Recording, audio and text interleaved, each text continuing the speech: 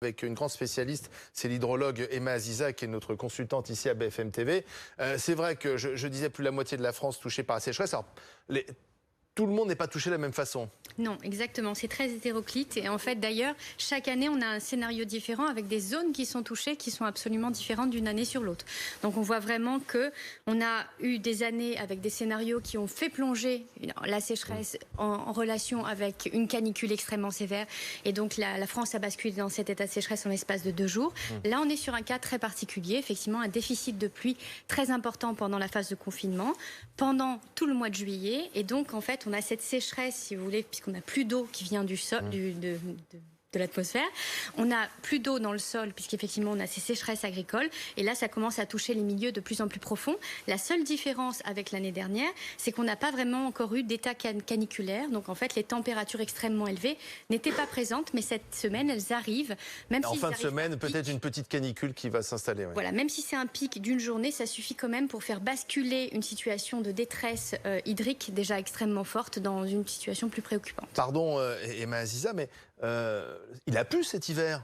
Oui. Il a même beaucoup plu par endroits. Et ça suffit pas? Non, ça suffit pas. Et effectivement, quand on a démarré finalement le printemps assez sereinement, et vraiment cette période de confinement, puisque le début de la reprise de la végétation s'est fait vraiment les premiers jours du confinement, et les premières pluies sont arrivées lors de la fin du confinement. On a tous bien vu confinés, finalement, qu'il faisait extrêmement beau, avec des températures bien plus élevées que la moyenne, et avec un vent très sec qui a asséché les sols. Donc ça, c'était un premier paramètre aggravant. Le deuxième, c'est vraiment ce mois de juillet, qui vient battre des records extrêmes. Il faut remonter à la Ve République, vraiment en 1958-59, pour voir une situation pareille. Un mois aussi sec. Effectivement. Donc là c'est vraiment la deuxième situation qui vient accroître Mais en fait, chaque année, il y a la sécheresse. J'ai l'impression que maintenant, ce n'est plus il n'y a plus de caractère exceptionnel, en fait.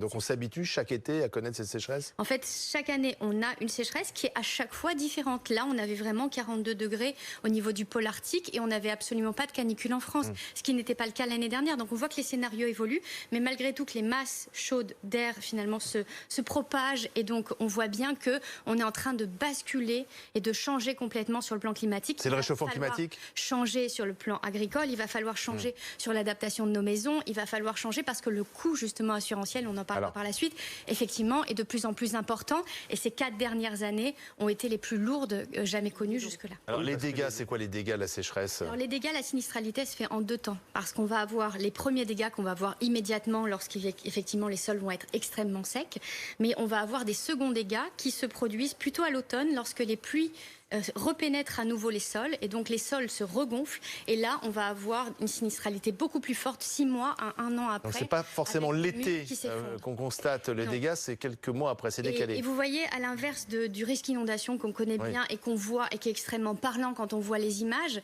en fait la sécheresse, ce sont des sinistrés mais qui sont silencieux, on les entend pas, et pourtant l'année dernière les 46 degrés dans le Gard, ça a généré des drames locaux où effectivement les gens ont perdu leurs biens, avec des murs entiers qui se sont effondrés. D'un coup. Et c'est quelque chose dont on ne parle pas. Effectivement, à un moment donné, s'il n'y a pas de fondation profonde, le bâtiment ne tient pas. Et donc, à cause de la chaleur.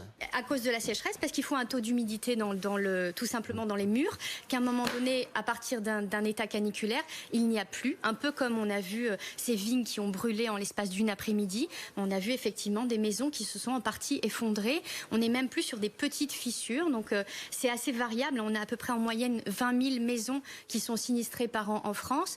Donc ça peut aller de quelques centaines d'euros. Notamment dans les départements du Sud-Est, vous avez cité le Gard. C'est très variable en fait, en fonction des types de canicules. Là on voit très bien que c'est le bassin rhodanien. On prévoyait déjà que la recharge s'était moins bien faite sur cette zone-là et dans le Grand Est durant l'hiver. Donc on savait, avec les cartes qui avaient été mises par le gouvernement 3 mois avant, qu'on aurait en tous les cas une zone très sensible là-bas. Ça se confirme.